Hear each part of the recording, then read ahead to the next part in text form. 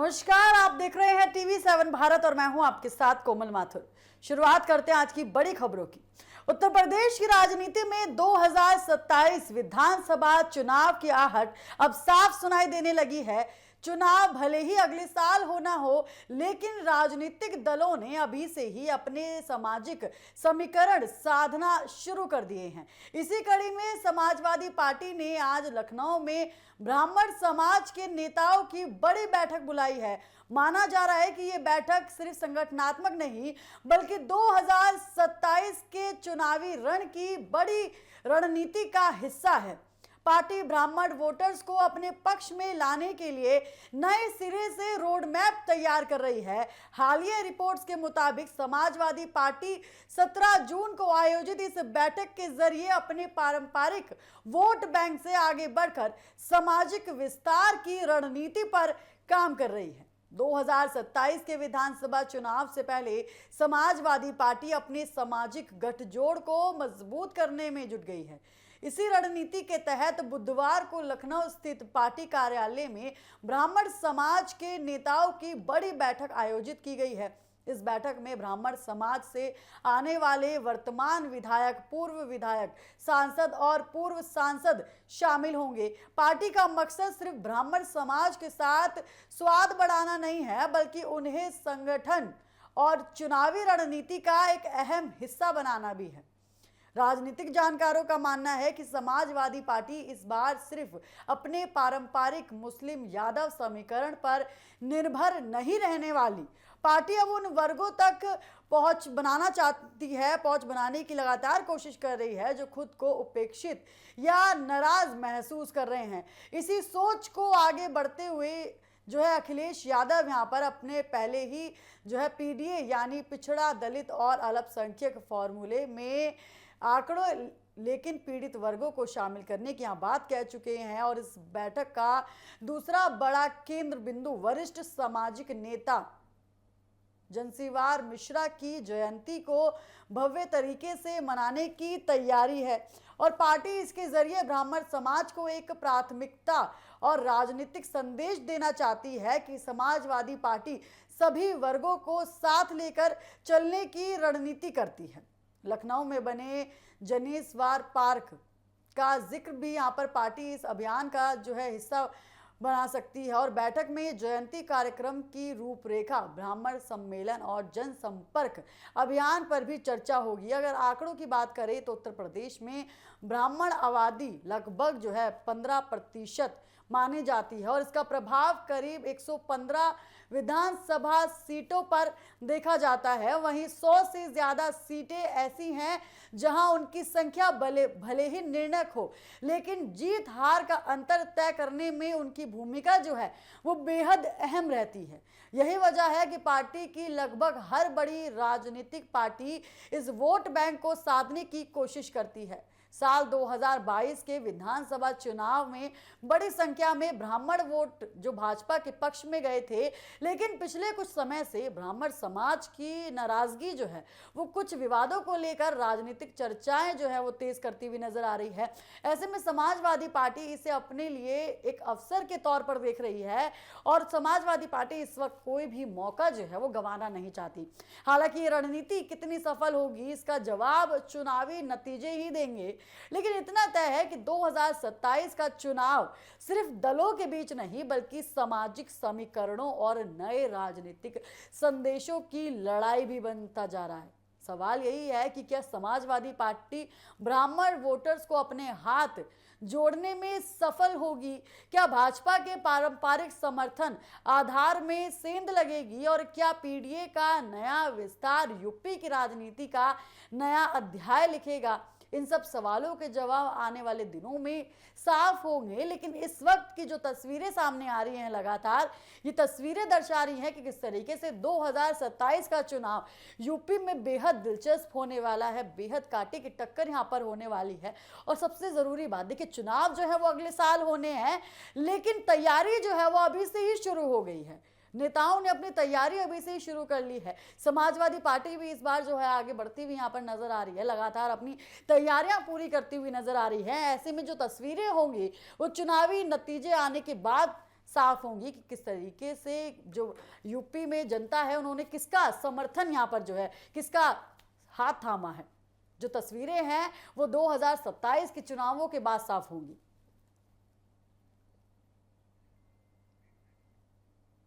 किस तरीके से, और देखिए यहाँ पर लगातार जिस तरीके से बैठकों का दौर चल रहा है उत्तर प्रदेश में, उत्तर प्रदेश की राजनीति कई ज्यादा इन दिनों गर्माती हुई नजर आ रही है। जिस तरीके से अखिलेश यादव यहाँ पर लगातार बैठकों का दौर चला रहे हैं, ब्राह्मण वोट बैंक को साधने की यहाँ पर लगातार कोशिश हो रही है, तो ये तस्वीरें साफ तौर पर दर्शा सकती हैं कि आने वाला चुनाव जो है समाजवादी पार्टी के लिए कितना ज्यादा महत्वपूर्ण है।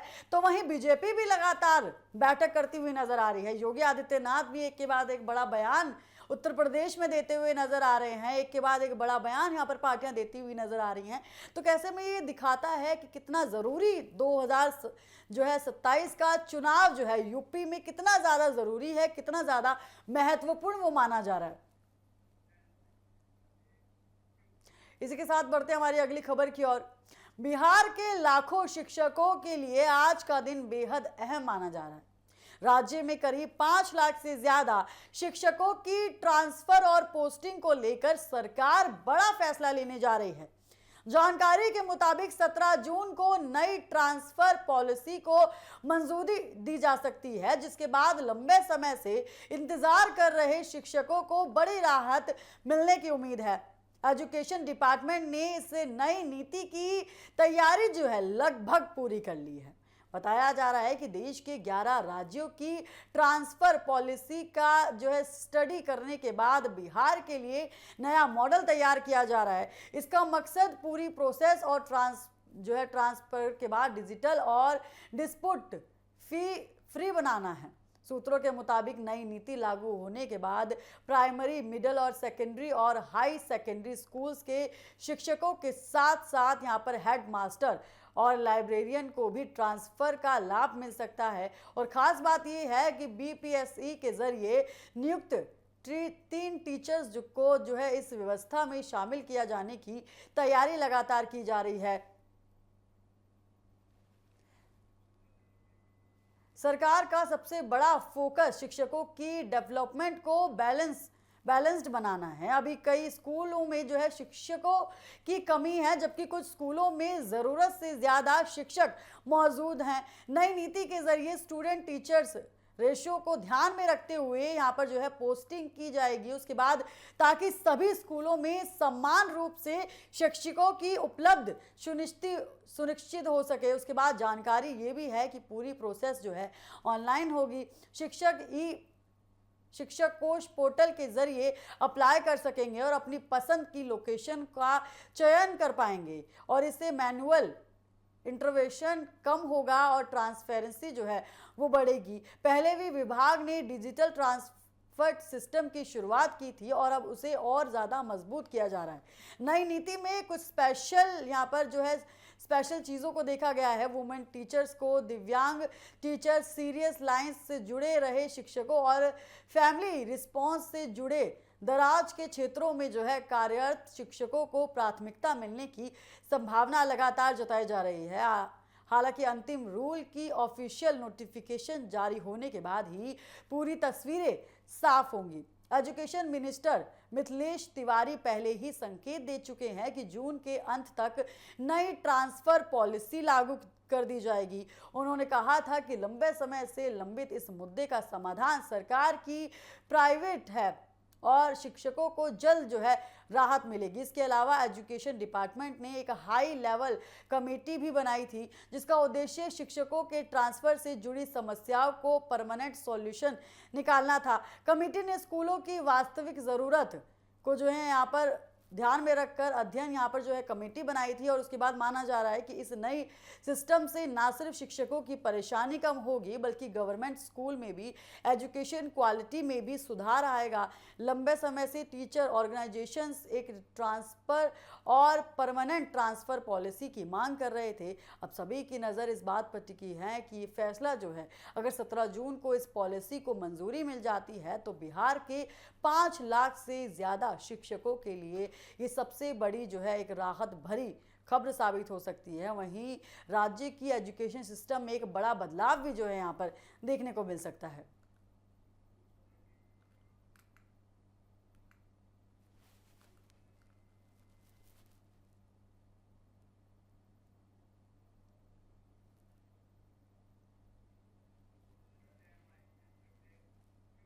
इसी के साथ बढ़ेंगे हमारी अगली खबर की ओर। उत्तर प्रदेश के सिद्धार्थनगर से एक वीडियो सामने आने के बाद एक नया विवाद जो है वो खड़ा हो गया है। भंडारे के दौरान एक मुस्लिम बुजुर्ग से जय श्री राम और जय श्री कृष्ण के नारे लगवाने का वीडियो सोशल मीडिया पर इस वक्त तेजी से वायरल हो रहा है और इस घटना को लेकर अब लोगों के बीच भी बहस शुरू हो गई है। मामला सिद्धार्थनगर जिले से सामने आ रहा है। वहां पर जानकारी के मुताबिक मंगलवार दोपहर ब्लॉक परिसर के पास एक भंडारे को ये जो है यहाँ पे आयोजित किया गया था। यहाँ भाजपा नेता लवकुश ओझा अपने समर्थकों के साथ लोगों को प्रसाद बांट रहे थे और इसी दौरान एक मुस्लिम बुजुर्ग जो है पूड़ी लेने के लिए वहां पहुंचा और उससे वीडियो में दिखाई दे रहा है किस तरीके से भाजपा नेता ने बुजुर्ग से ये कहा कि पहले जय श्री राम के नारे लगाइए, उसके बाद जो है आपको भंडारा मिलेगा, आपको प्रसाद मिलेगा। इसके बाद बुजुर्ग धीमी आवाज में नारे लगाता हुआ नजर आया और फिर उन्हें 2 पूड़ी दी जाती है और पूरी घटनाक्रम किस तरीके से मोबाइल फोन पर यहाँ पर जो है रिकॉर्ड कर ली जाती है, जो सोशल मीडिया पर अब तेजी से वायरल हो रहा है। एक बार हम इस घटना का वीडियो आपको दिखाते हैं। मिलेगा जय श्री राम बाबा बोलो जय श्री राम। जय श्री राम जय श्री राम जय श्री कृष्णा जय श्री राम बोलो जय श्री राम। जय श्री राम मिलेगा तभी प्रसाद मिलेगा।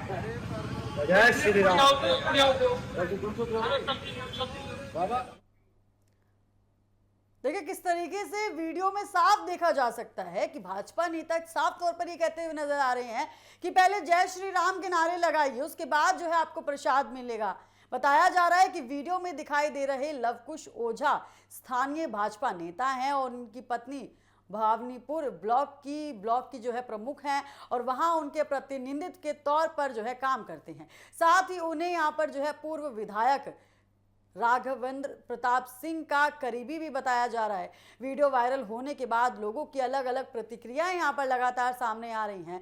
कुछ लोग इसे गलत बता रहे हैं और कह रहे हैं कि किसी भी व्यक्ति को भोजन या प्रसाद देने के लिए धार्मिक नारे लगाने की शर्त नहीं रखनी चाहिए। वहीं कुछ लोग इसे आपसी भाईचारे और समान बातचीत का हिस्सा बता रहे हैं। हालांकि इस मामले में अभी तक किसी पुलिस कार्रवाई या आधिकारिक शिकायत की जानकारी सामने नहीं आई है। प्रशासन की ओर से भी विस्तृत बयान का इंतजार यहां पर लगातार किया जा रहा है और ये घटना ऐसे समय पर सामने आया है जब देश में सोशल मीडिया पर वायरल होने वाले वीडियो अक्सर राजनीतिक और सामाजिक बहस का एक बड़ा कारण, एक बड़ा हिस्सा बन जाते हैं। ऐसे में मामलों में वीडियो के पूरे संदर्भ को समझना और प्रशासनिक जांच का इंतजार करना भी जरूरी माना जाता है। वहीं विशेषज्ञों का कहना है कि धर्म और आस्था हर व्यक्ति का व्यक्तिगत अधिकार है और किसी भी तरह की संवेदनशील घटना पर जल्दबाजी में निष्पक्ष निकालने से बचना चाहिए। वहीं सार्वजनिक आयोजन में यहाँ पर सभी समुदाय के लोग के साथ समान व्यवहार बनाए रखना सामाजिक जो है सौदर के लिए महत्वपूर्ण माना जाता है। फिलहाल सिद्धार्थनगर का ये वीडियो सोशल मीडिया पर इस वक्त काफ़ी ज़्यादा वायरल हो रहा है और इस वक्त कई ज़्यादा जो है चर्चा का विषय बन गया है और अब सभी की नज़र इस बात पर टिकी है कि प्रशासन इस मामले में कोई जांच करता है या नहीं, या फिर यहाँ पर संबंधित पक्षों की ओर से आगे की प्रतिक्रिया जो है वो लगातार सामने आती है। क्योंकि जिस तरीके से ये वीडियो यहाँ पर सामने आया है, लगातार ये वीडियो इस वक्त सोशल मीडिया पर वायरल हो रहा है, लगातार खूब सुर्खियां बटोरता हुआ ये वीडियो इस वक्त सोशल मीडिया पर नजर आ रहा है। इसके साथ बढ़ेंगे हमारी अगली खबर की ओर। पश्चिम बंगाल के मालदा जिले से एक बेहद दर्दनाक और चिंताजनक खबर यहाँ पर सामने आई है। एक आम के बगीचे में खेल रहे 3 बच्चे क्रूड बम यानी देसी बम के विस्फोट की चपेट में आ गए। इस हादसे में तीनों बच्चे घायल हो गए हैं, जिनमें से एक बच्चे की हालत जो है वो गंभीर बताई जा रही है। घटना के बाद पूरे इलाके में डर और तनाव का माहौल है, जबकि पुलिस ने यहाँ पर जांच शुरू कर दी है। जानकारी के मुताबिक ये घटना मालदा जिले के इंग्लिश बाजार थाना क्षेत्र के यहाँ पर इलाके से सामने आई है। मंगलवार को कुछ बच्चे आम के बगीचे में जो है खेल रहे थे और इसी दौरान उन्हें जमीन पर एक संदिग्ध वस्तु दिखाई देती है। बताया जा रहा है कि बच्चों ने उसे आम समझ लिया और जैसे ही उसे उठाने की कोशिश की, जोरदार जो है धमाका वहां पर हुआ। धमाका इतना तेज हुआ था कि आसपास के लोग घबरा गए और तुरंत मौके की ओर जो है दौड़ पड़े। स्थानीय लोगों ने घायल बच्चों को तुरंत अस्पताल पहुंचाया। तीनों बच्चों का इलाज लगातार किया जा रहा है। मेडिकल कॉलेज और अस्पताल जो है वहां पर बच्चों को ले जाया गया, जहां उनका इलाज चल रहा है। एक बच्चे को ज्यादा चोट आई है और डॉक्टर उसकी हालत पर लगातार नजर बनाए हुए हैं। पुलिस अधिकारियों के मुताबिक शुरुआती जांच में ये क्रूड बम यानी देसी बम का मामला लग रहा है और सबसे बड़ा सवाल इस वक्त यही है कि आखिर ये विस्फोट सामग्री आम के बगीचे तक कैसे पहुंची। पुलिस इस बात की जांच लगातार कर रही है और किसी असामाजिक तत्वों ने इस बम जो है किसने छुपाया है, इसकी जांच लगातार वहां पर की जा रही है। घटना के बाद बम निरोधक टीम और फॉरेंसिक विशेषज्ञों को भी यहां पर मौके पर बुलाया गया है। पूरे इलाके की तलाशी लगातार की जा रही है ताकि ये पता लगाया जा सके कि वहां और कोई विस्फोट सामग्री तो मौजूद नहीं थी। पुलिस आसपास लगे सीसीटीवी कैमरे और स्थानीय लोगों से भी पूछताछ करती हुई नजर आ रही है। ये घटना इसीलिए भी चिंता जो है बढ़ाती हुई नजर आ रही है क्योंकि पश्चिम बंगाल के कई इलाकों में पहले भी देसी बम मिलने और विस्फोट होने की घटनाएं लगातार सामने आती रही हैं। ऐसे में हादसों में अक्सर मासूम बच्चे सबसे ज्यादा प्रभावित होते हैं। विशेषज्ञों का कहना है कि खुले इलाके, खेत और बगीचे के विस्फोट सामग्री का मिलना बेहद गंभीर सुरक्षा चुनौतियां जो है यहाँ पर खड़ी करता है। स्थानीय लोगों ने प्रशासन से जो मांग की है कि इलाके में सुरक्षा बढ़ाई जाए और ये पता लगाया जाए कि आखिर विस्फोटक सामग्री वहां किसने रखी।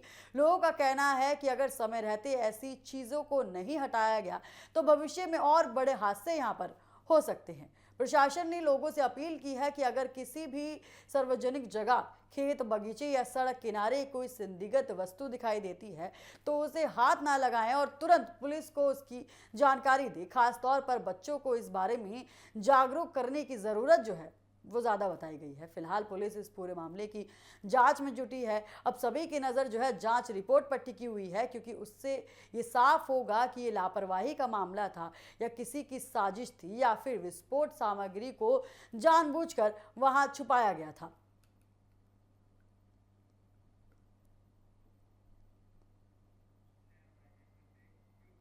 तो फिलहाल के लिए इतना ही। जल्द होंगे हाजिर। आप देखते रहिए TV7 भारत।